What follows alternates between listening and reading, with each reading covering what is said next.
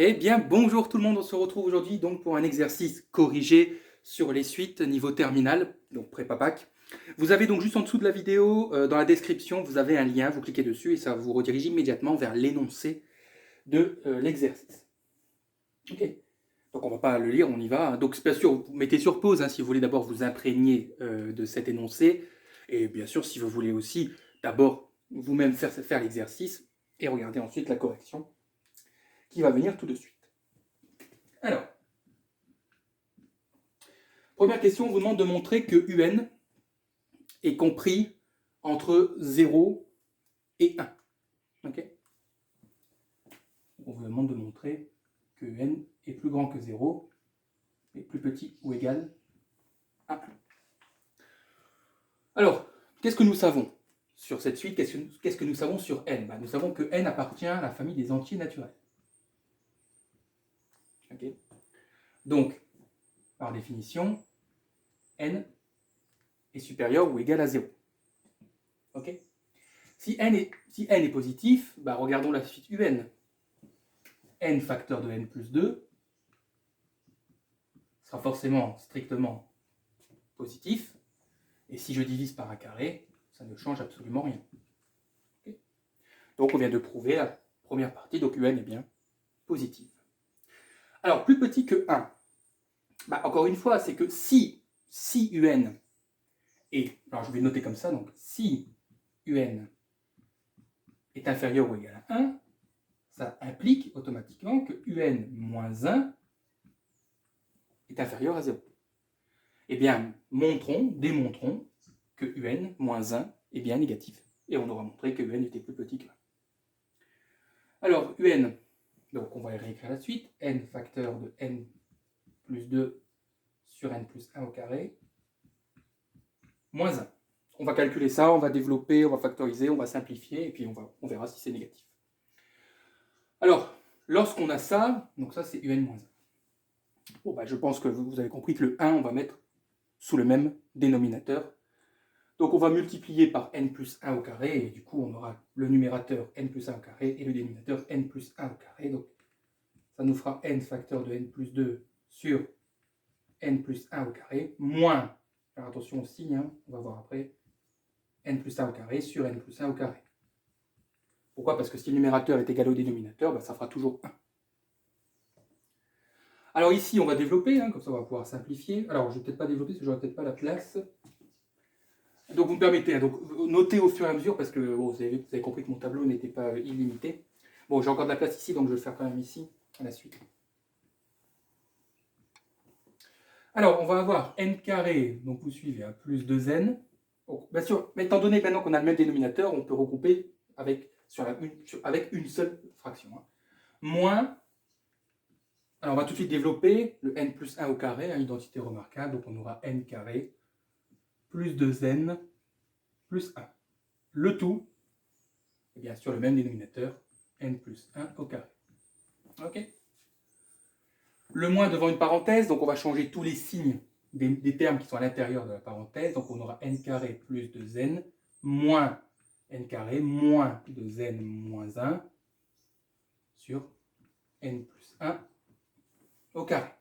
Et là, ce qui est cool, c'est que ça se simplifie vachement bien. Regardez, n carré moins n carré, 2n moins 2n. Il reste donc moins 1 sur n plus 1 au carré. Et ça, vous êtes d'accord que le dénominateur est toujours positif, puisque c'est un carré, et on a moins 1, donc une constante négative au numérateur. Négatif sur positif, ça sera toujours négatif. Donc je vais mettre ici. Voilà. OK? Inférieur à 0.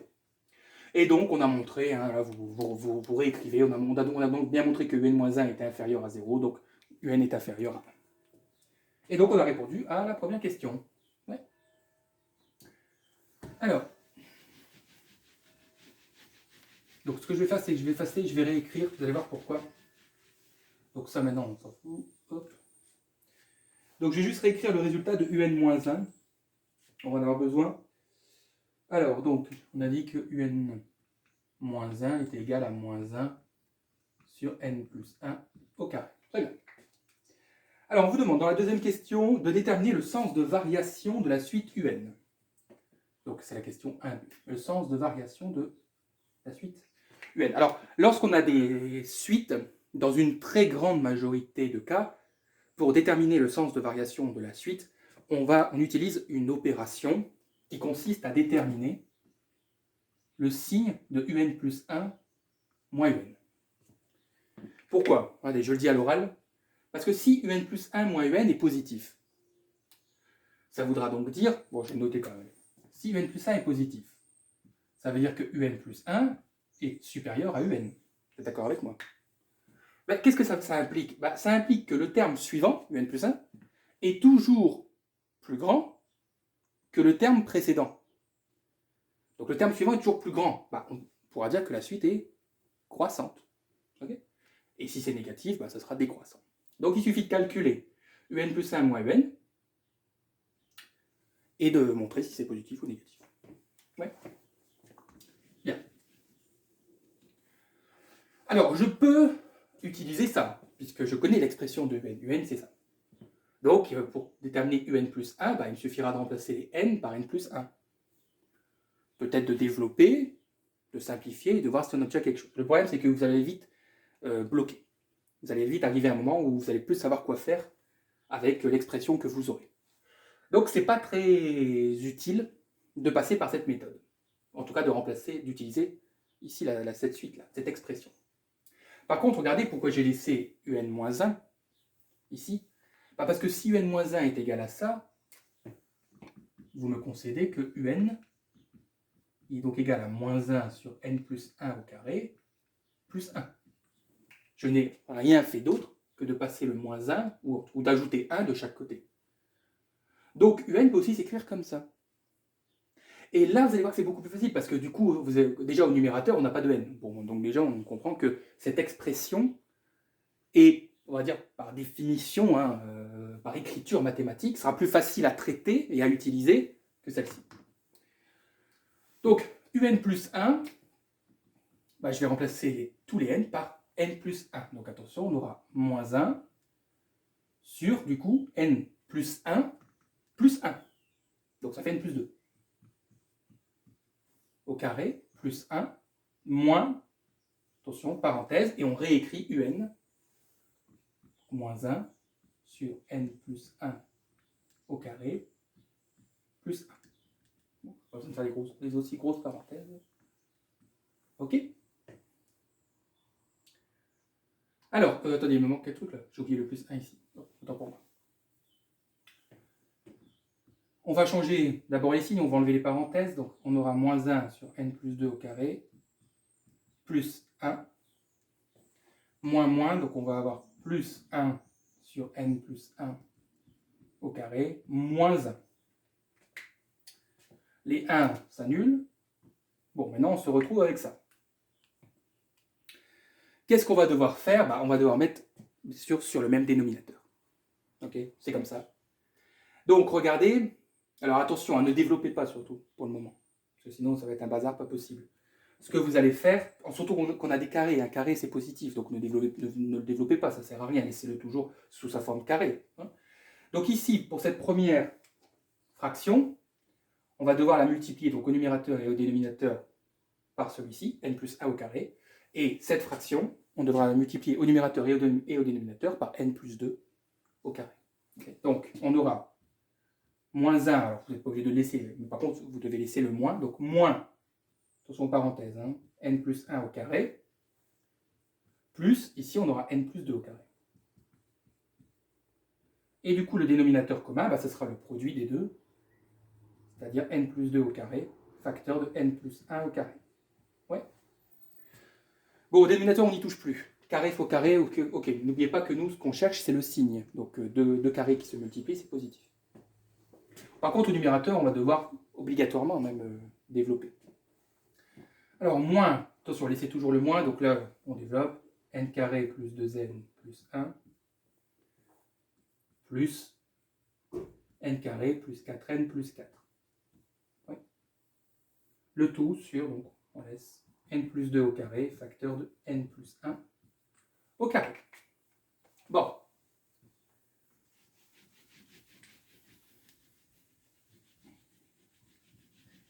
on poursuit. N'hésitez pas à mettre sur pause hein, si vous avez besoin de plus de temps pour recopier. Alors le moins, on va le distribuer, donc ça va changer tous les signes qui sont à l'intérieur, donc je continue ici. Hein. Donc on va avoir moins n carré, moins 2n moins 1. Là c'est positif, donc on laisse tout positif, de plus n carré, plus 4n, plus 4. Le tout sur n plus 2 au carré, facteur de n plus 1 au carré. Ouais. Alors, est-ce qu'il y a des choses à simplifier? Bah oui, parce que déjà, ce qui est bien, c'est que les n carrés, hop, on s'en débarrasse. Moins 2n plus 4n, ça fait 2n. Et moins 1 plus 4, ça fait 3. Sur n plus 2 au carré, facteur de n plus 1 au carré. Alors, n est toujours positif. Hein. Attention, on travaille sur des entiers naturels. Hein. 2 fois quelque chose de positif, c'est positif, plus 3, c'est positif. Au dénominateur, on a des carrés, tout est positif. Ok. Conclusion, un plus 1 moins un positif. Donc un plus 1 est supérieur à un. Donc la suite un est une suite, bon moi j'écris comme ça, mais vous l'écrivez en toutes lettres, est une suite croissante. Ok. Je vous laisse un peu le temps de recopier.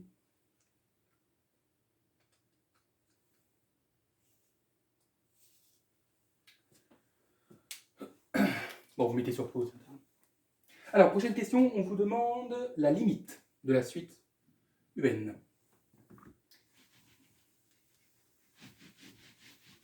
Je garde toujours cette expression de UN, hein, vous voyez, parce qu'elle est pratique. Pour certaines questions, on va voir bien sûr si ici on en aura besoin. Alors, la limite de la suite UN, bon, on y va. On va d'abord l'écrire. Hein. Donc, limite lorsque n tend vers plus l'infini, puisque n est positif, donc on peut aller que vers l'infini, positif, de un. Alors, du coup, on va travailler avec quelle expression? Vous vous doutez bien qu'on va retravailler avec celle-ci. Parce que là, hein, donc on recopie celle-ci, donc de moins 1 sur n plus 1 au carré plus 1. Alors, bon, 1, ça ne pose pas de problème, on le laisse de côté. On va s'intéresser à la limite du premier morceau. Donc la limite, lorsque n tend vers plus l'infini, de moins 1 sur n plus 1 au carré. Alors, ben, on y va. On va remplacer n par plus l'infini, entre guillemets. Donc, plus l'infini plus 1, ça fait plus l'infini. Plus l'infini au carré, plus l'infini. Et donc, on a, alors ça, ne l'écrivez jamais sur une copie, hein, mais c'est pour ça que je mets des guillemets. On a moins 1 sur plus l'infini. On a donc un nombre qui divise un nombre infiniment grand. Je sais pas moi, si vous hésitez, bah, tapez sur votre calculatrice moins 1 divisé par 1 million. Bah, vous allez voir que vous allez obtenir moins 0,00000. Donc ça fait beaucoup de zéros. Donc on a un nombre qui est très petit, donc très proche de 0. Ok. Mais ça, c'est pas la suite, c'est pas la limite de la suite UN. C'est juste cette partie-là. Donc comme on aura 0 plus 1, conclusion, la limite quand n tend vers plus l'infini de UN, ce sera 1. Qu'est-ce qu'il veut ce moustique là? Écoute. Ok. Bon, c'est pas la partie la plus difficile de l'exercice. Bon, là, je vais effacer parce qu'on va passer à xn. Donc, bah, je laisse l'expression du début hein, pour tout le long de l'exercice. Alors, qu'est-ce qu'on vous dit dans question 2? Alors, on vous donne une autre suite, xn, et on vous dit que xn, c'est le produit des termes de la suite u. Donc, c'est u1 multiplié par u2 jusque un. Alors, comment je dois comprendre ça, cette suite xn? Bah, en fait, par exemple, je ne sais pas, imaginons que je cherche à déterminer x3. C'est quoi x3? Bah, x3, ce sera u1 fois u2 fois u3. Ok? En fait, on s'arrête au terme qui correspond à celui qu'on cherche. Tout simplement. Ça fait un peu penser pour ceux qui... Voilà, ça fait un peu penser au factoriel. Hein, pour ceux qui connaissent. Alors, première question. Petit a. On vous demande de montrer... Bon, ça, je vais noter parce que c'est important. Donc, montrer que xn est égal à n plus 2 sur 2 facteurs de n plus 1. Hop. Point d'interrogation. Bon, quelles informations a-t-on sur Xn? À part que c'est U1 fois U2 fois UN, on n'a rien d'autre. Vous vous doutez bien qu'on ne va pas s'amuser, pour montrer que c'est égal à ça, on ne va pas s'amuser à multiplier tous les termes de la suite UN. Bon, de toute façon, c'est pas possible. Bon, alors du coup, comment on peut résoudre ça? Il y a une deuxième solution avec les suites, quand on doit montrer qu'une suite est égale à quelque chose, c'est d'utiliser la récurrence. Alors je sais que c'est pas un travail facile, la récurrence. Bon, alors vous savez que la récurrence, il y a 3 étapes. L'initialisation, l'hérédité et la conclusion. Je ne vous donnerai pas tout le blablabla, là, tout le charabia qu'il faut à chaque fois écrire, parce qu'attention, une récurrence, c'est très structuré. Donc il y a des choses à bien écrire, à rien oublier. Mais comme ça dépend des enseignants, je ne vais pas vous donner la mienne, si elle contredit celle que vous... Enfin, elle ne contredira pas, mais s'il y a une légère différence. Donc vous avez votre cours, votre prof vous a enseigné. Donc moi, on va faire les 3 étapes, mais juste les calculs. Okay, j'écrirai pas toutes les phrases, etc. En tout cas, je les prononcerai à l'oral. Alors, 3 étapes, comme je l'ai dit, commençons par la première étape, c'est-à-dire l'étape de l'initialisation. L'initialisation consiste à montrer que, ici, l'égalité est vraie pour le premier terme, le tout premier. Alors faites attention, parce qu'on pourrait croire que le premier c'est U0. Mais non, puisque Xn c'est U1, il commence à U1. Donc, ça veut dire que le premier terme de la suite Xn c'est X1. Donc on va montrer, là je dis à l'oral, on va montrer que ça c'est vrai, l'égalité est vraie pour n égale 1. Et non pas 0, attention. Alors, c'est quoi X1? On l'a dit, X1, si on prend ici, l'égalité c'est U1. Et U1, si vous avez la suite UN, je vais chercher, mais là, vous avez la suite qui est UN qui est ici, vous remplacez N par 1, et vous allez obtenir U1, et vous allez obtenir 3 quarts. Alors maintenant, comme je connais la valeur de X1, je sais que c'est 3 quarts, ce qu'il faut, c'est que la partie droite là, de l'égalité soit aussi égale à 3 quarts pour N égale 1. Donc ce que je vais faire, c'est que je vais prendre la partie de droite, je vais remplacer N par 1, et espérons, normalement ça sera le cas, espérons que ce soit égal à 3 quarts. Donc ça va faire 1 plus 2 sur 2 facteur de 1 plus 1. Donc au numérateur 3 et au dénominateur 2 fois 2, ça fait bien 4. Conclusion, donc la propriété, on le dit comme ça, la propriété est vraie au rang n égale 1. Bon, ça c'est la partie la plus facile. Maintenant, passons à la phase de l'hérédité.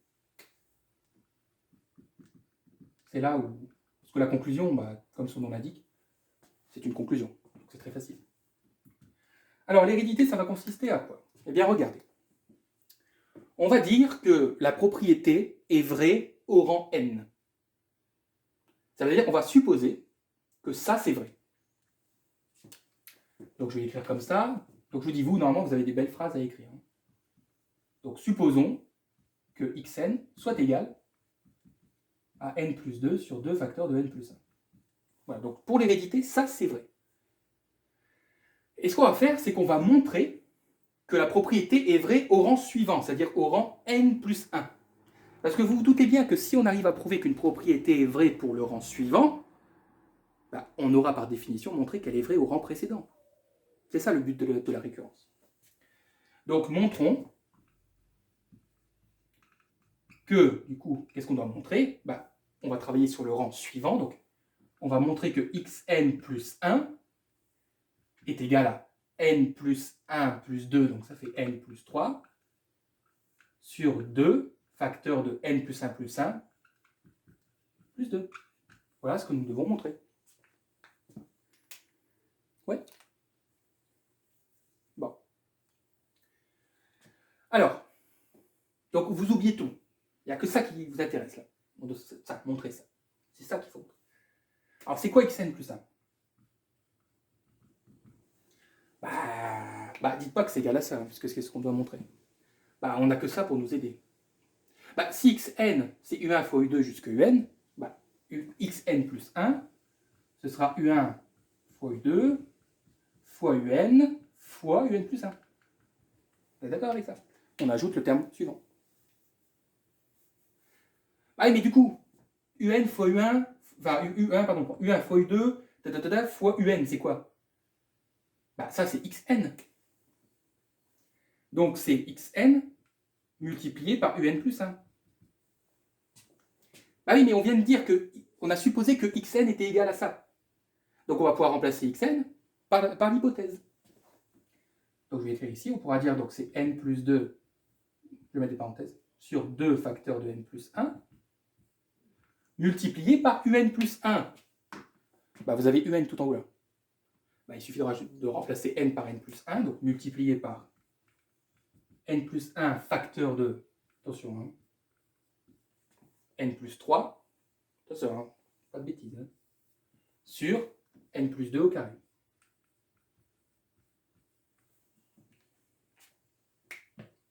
Ok. Alors, je vais effacer. Attendez, je vais voir qu'est-ce que je vais garder. Bon, je vais juste garder. Okay, bon, ça, je vais l'effacer. Hein. Normalement, de toute façon, vous avez tout. Je vais effacer ça. Bon, je peux effacer l'hypothèse, parce qu'on n'en aura plus besoin. Voilà, je vais juste garder le montre-oncle. Bon, regardez, ici, on a une multiplication entre les deux fractions, donc on peut tout mettre, effectivement, sous le même dénominateur. Alors, on aura donc, je reprends ici, hein, on est d'accord. On aura donc les numérateurs se multiplient, donc on aura n plus 2 multiplié par n plus 1 multiplié par n plus 3. Bon, ici je mets pas besoin de mettre de points. Hein. Okay. Sur, et là on aura 2 facteurs de n plus 1 facteur de n plus 2 au carré. Yes. Alors, est-ce qu'il y a des choses qui se simplifient? Bah oui, hein, normalement, regardez, hein, prenez un petit peu de temps pour observer. Mais normalement, ça se simplifie assez bien. Pourquoi? Bah parce qu'au numérateur et au dénominateur, nous n'avons que des multiplications. Il n'y a aucune addition, aucune soustraction. Et ça, c'est le bonheur ultime en mathématiques, lorsqu'on n'a que des produits au numérateur et au dénominateur. Pourquoi? Parce que regardez, les n plus 1, hop, ça simplifie, ça fait 1. Donc j'en ai pas besoin. Les n plus 2, j'en ai 1 en haut et j'en ai 2 en bas. Donc je vais pouvoir enlever celui du haut et en bas, je retirerai une puissance. Il ne me restera qu'une puissance. C'est comme ça, voilà, c'est les propriétés des puissances. Hein, Du coup, qu'est-ce qu'il me reste? Ben, au numérateur, il me reste n plus 3. Et au dénominateur, il me reste 2 facteurs de n plus 2.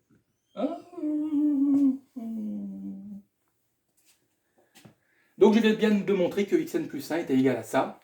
Donc la propriété est vraie au rang n plus 1.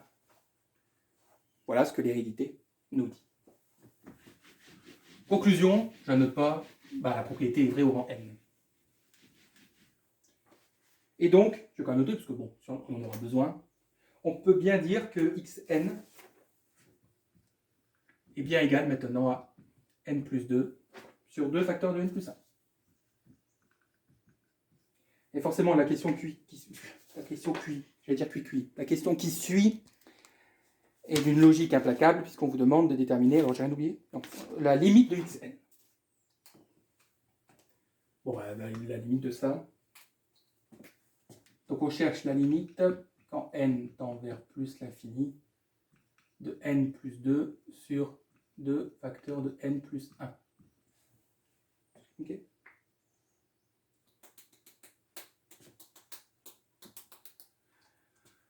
Alors, on va remplacer n par l'infini. On aura donc l'infini plus 2, donc l'infini, et en bas, un infini plus 1, l'infini fois 2, l'infini, infini, oh, infini sur infini. Oh, attention. On a l'infini sur l'infini. Comment on appelle ça? Une forme indéterminée. Ça veut dire que dans l'état, parce que l'infini sur l'infini, ça ne fait pas 1. C'est une forme indéterminée, c'est-à-dire on est bloqué. On va devoir peut-être faire des transformations pour pouvoir y arriver. Alors, ce que je vais faire, c'est que je ne vais pas, parce qu'à chaque fois, je ne vais pas renoter limite, donc je vais juste prendre ça, je vais m'intéresser à ça.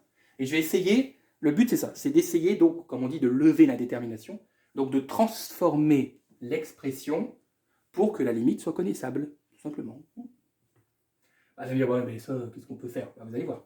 Bon, déjà, on va développer le dénominateur. Donc, on a n plus 2 sur 2n plus 2. Alors, il existe, pour les fonctions, mais ça marche, et bien évidemment pour les suites, il existe un théorème qu'on appelle le théorème du monôme de plus haut degré. Le théorème du monôme de plus haut degré. Bon, vous allez voir. Hein. C'est enfantin. Sincèrement. Qu'est-ce que nous dit ce théorème? Ce théorème, il nous dit que, en gros, hein, lorsqu'on est bloqué ici, la forme indéterminée, lorsque n ou x, hein, pour une fonction, tend vers l'infini, et que nous avons des expressions polynomiales au numérateur et au dénominateur, bon là on a des expressions affines, mais une expression affine est une expression polynomiale de degré 1, eh bien le théorème nous dit, moi je fais la version simple, hein, je ne suis pas là pour me prendre la tête. Le théorème nous dit tout simplement qu'au numérateur et au dénominateur, nous allons garder les x ou les n qui ont la plus grande puissance. Bon, alors là, c'est bon, là, on ne peut pas vraiment représenter le théorème parce qu'on n'a que des n puissance 1. En gros, si vous préférez, si au numérateur on avait eu un n cube, on n'aurait gardé que le n cube. Et tout le reste disparaît. Et au dénominateur, si on avait eu un n puissance 10, on n'aurait gardé que le n puissance 10. Et tout le reste disparaît. Par contre, attention, conservez les constantes qui sont attachées. C'est-à-dire que, comment dire, les constantes qui multiplient le x ou le n doivent être conservées. Donc, je reprends un exemple, c'est que si on avait eu moins 3x puissance 10, on aurait conservé le tout. On aurait conservé le moins 3x puissance 10. Vous avez bien entendu. Hein. Eh bien, regardez, cette limite-là, je pourrais dire que c'est égal à la limite quand n tend vers plus l'infini. Donc, au numérateur, je garde que le n. Et au dénominateur, je garde que le 2n. Voilà. C'est ça, le théorème. Et alors, ça se voit, les n se simplifient. Alors, ne dites pas qu'en haut, au numérateur, il reste 0. Quand il reste rien, il reste toujours 1. Pourquoi? Parce que n, c'est 1 fois n. Et donc ça fait 1 demi. Et voilà, donc la limite, c'est 1 demi. Vous avez vu que c'est enfantin, c'est pas compliqué. Hein. Bien, c'est bon pour tout ça? Allez, on va passer donc à une autre suite dans l'exercice. Bon, je vais laisser, parce que ça ne gêne pas, là, parce qu'il y a en haut, là, l'expression de un et l'expression de x. Alors, qu'est-ce qu'on nous dit? On nous donne donc une autre suite Vn maintenant. On nous dit que Vn, c'est ln de un. Donc, c'est le logarithme népérien des termes de la suite un. Et on vous demande de montrer que, en gros, la suite Vn donc, est définie pour tout entier n qui est strictement positif, et que ses valeurs, par contre, sont négatives. Bon, la première partie de la question, elle est facile. Montrer que la suite Vn est définie pour tout entier n positif, regardez, on sait que, si vous remontez à la toute première question, ouais, on avait montré que un était compris entre 0 et 1. Si un est positif, et que n est défini pour tout entier naturel n positif, Vn sera aussi défini pour tout entier naturel n positif, puisque ce n'est rien d'autre, ce n'est que le logarithme népérien de un. Okay, donc, je répète, un est défini pour tout entier naturel n positif, donc ln de un sera défini pour tout entier naturel n positif. Voilà, pour ça, c'est la première partie de la question. Ça, je vais en avoir besoin maintenant. Pourquoi? Parce qu'on vous dit de montrer que ces valeurs sont, elles, par contre, négatives. On sait que n est compris entre 0 et 1 depuis la première question. Or, là je prends le cas de la fonction. Attention, hein. Or, sur l'intervalle 0, 1, alors excluez le 0, hein, surtout, parce que n est strictement positif. Or, sur 0, 1, la fonction ln de x est strictement négative. Ln de 0,5, c'est négatif. Ln de 0,8, c'est négatif. Ln de 0,99999, c'est négatif. Regardez, si la fonction ln est négative sur 0,1, vous doutez bien que Vn, étant donné que c'est ln de un et que un est compris entre 0 et 1, conclusion, ln de un sera forcément strictement négative. Enfin, d'ailleurs, non. Inférieur ou égal à 0, parce que comme le 1 est inclus et que ln de 1, ça fait 0, on a le droit de dire inférieur ou égal à 0. Ok, donc là, il faut reprendre les éléments que l'on a pour pouvoir répondre à ce genre de questions. Et surtout avoir une bonne connaissance de son cours, bien évidemment. Alors, Deuxième question. C'est quoi? Ah oui, le sens de variation. Ah oui. Bon, ça va être un peu plus marrant. Alors, on vous demande le sens de variation de la suite Vn. Bon, qu'est-ce qu'on sait que sur Un? Bah, on sait ça. On sait que Un... Alors, le inférieur à 1 n'est plus très utile maintenant pour nous, vous verrez. Ce qui nous intéresse, c'est que Un est positif. C'est ça qui nous intéresse. Donc, Un est strictement positive. Qu'est-ce qu'on sait d'autre dans les questions auxquelles on a répondu dans la première partie? On avait dit que Un était une suite croissante. Oui, très bien. Un est une suite croissante. Qu'est-ce que ça implique que Un soit une suite croissante? On l'avait dit ça, la définition. On avait dit que le terme suivant est toujours plus grand que le terme précédent. Autrement dit, si Un est croissante positive, je peux dire que Un donc, est positive, mais le terme Un sera toujours plus petit que le suivant. Ouais. D'accord, ça c'est la définition de la croissance de la première question. Petit b, je crois. Mais nous, on n'a pas Un, on a ln de Un. Ah oui, mais qu'est-ce qu'on sait aussi, encore une fois, sur ln? C'est ça qui est important. Nous savons que la fonction ln de x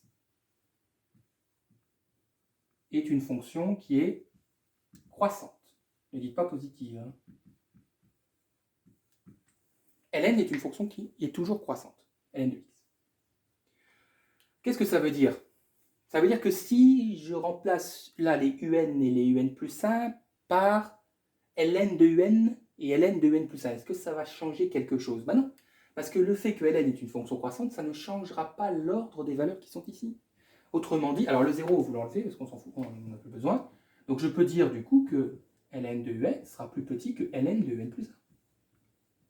Mais seulement à la condition ici que ln de x est une fonction qui est croissante.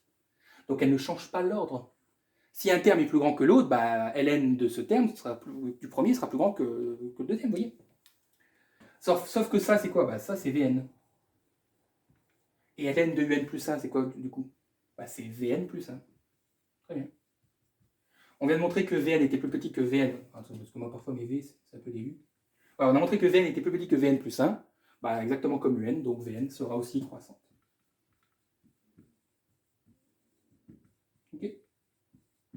Je sais que c'est pas facile comme démonstration, hein, qu'il faut utiliser pas mal d'informations, mais bon, on finit par y arriver, quoi. On va dire ça. Ok. Alors ensuite, on devra déterminer la limite de Vn. Bon, vous allez voir, ça sera plus facile. Ça. Ok, bon, mettez sur pause.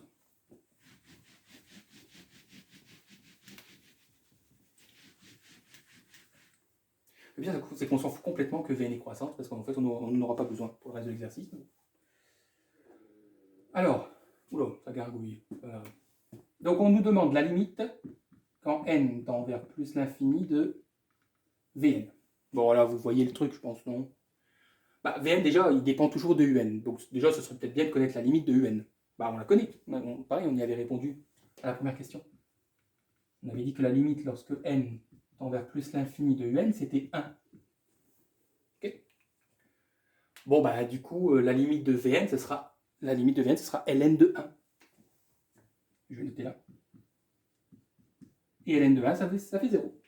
Voilà. Bon, je pense que hein, c'est cool.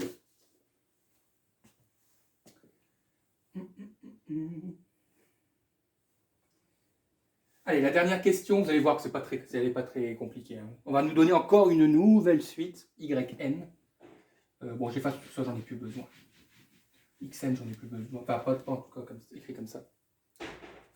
Donc, de toute façon, il faut que vous vous disiez une chose. C'est que dans les exercices de suite comme ça, et c'est vraiment spécifique aux suites. C'est aussi vrai pour les exercices de fonction ou de proba, mais vraiment pour les suites, il y a une chose qu'il faut vraiment toujours remarquer, c'est que les réponses précédentes nous aident toujours pour répondre aux questions suivantes. C'est vraiment quelque chose de fort et de remarquable.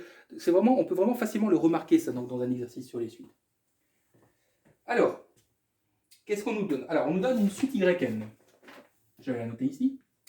On nous dit que yn, c'est la somme des termes de la suite V. Donc c'est V1 plus V2. Ça nous fait penser d'ailleurs à Xn. Xn, c'était le produit des termes de U, c'était U1 fois U2, U1 fois UN, et Yn, c'est la somme des V. V1 plus V2, nan. Donc, déjà, si vous avez compris avec Xn, vous allez comprendre avec Yn. Ça va être un petit peu la même chose.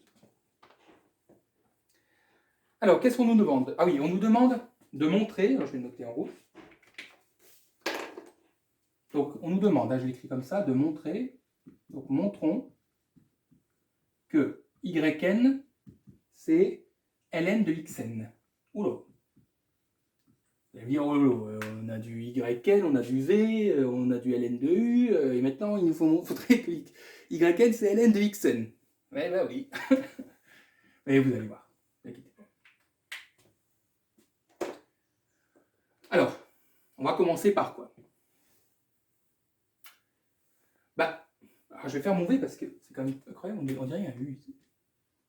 Ça me stresse. Voilà. Bah, qu'est-ce qu'on sait sur la suite Yn? Bon, on sait que c'est V1 plus V2, nanana. Mais V1, c'est quoi? C'est ln de U1. Du coup, V2, vous avez compris, c'est ln de U2. Et donc, et Vn, bah oui, ça on l'a dit, c'est ln de Un. Ok. Alors là, il faut voir un truc. Ln de U1 plus ln de U2. Ln de A plus ln de B. Ça fait ln de A fois B.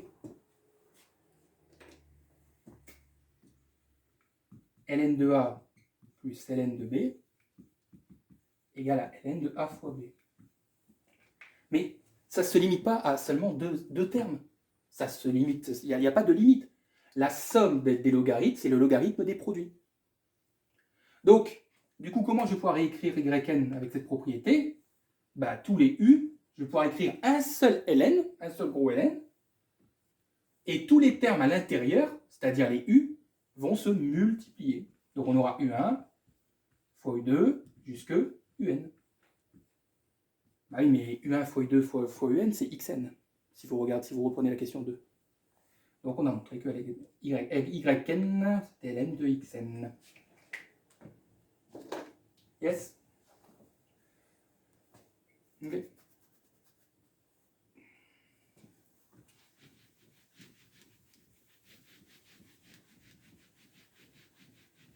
Oh, je vais le laisser. Là, c'est la dernière question, elle est rapide. On demande la limite de la suite Yn. Donc limite quand n tend vers plus l'infini de Yn.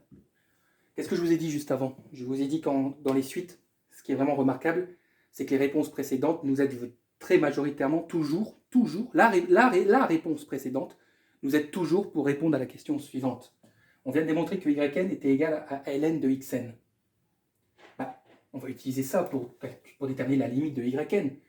Mais avant, connaissons-nous la limite de Xn? Bah oui, hein, on y a répondu. Ça, si vous remontez le fil de l'exercice, on avait dit que la limite, quand n tendait vers plus l'infini de Xn, alors même moi j'ai oublié le résultat, mais je me semble que ça fait 1,5. Et bien la limite de Yn, ce sera ln de 1,5. Vous avez vu? Pas besoin de repartir de ça, hein, de V1 plus V2, d'y voir une sorte de suite arithmétique ou je sais pas quoi, et donc on devrait... Non. Voilà. On prend le résultat, on prend la réponse précédente et puis c'est bon. Vous pouvez aussi écrire moins ln de 2, sans problème. Bon, voilà pour cet exercice. Hein. Je ne sais pas ce que vous en pensez, hein, mais bon, c'est quand même d'un bon niveau, hein, ça. Si vous arrivez à... Bah, en tout cas, pour ceux qui avaient fait l'exercice avant la correction, si vous y êtes parvenu, bah, on peut dire que vous avez un très bon niveau en mathématiques. Okay. Bon, voilà, c'est tout pour aujourd'hui. Donc, on se retrouve très bientôt. N'hésitez pas à liker et à vous abonner pour soutenir la chaîne. Et on se retrouve très bientôt pour de nouvelles vidéos.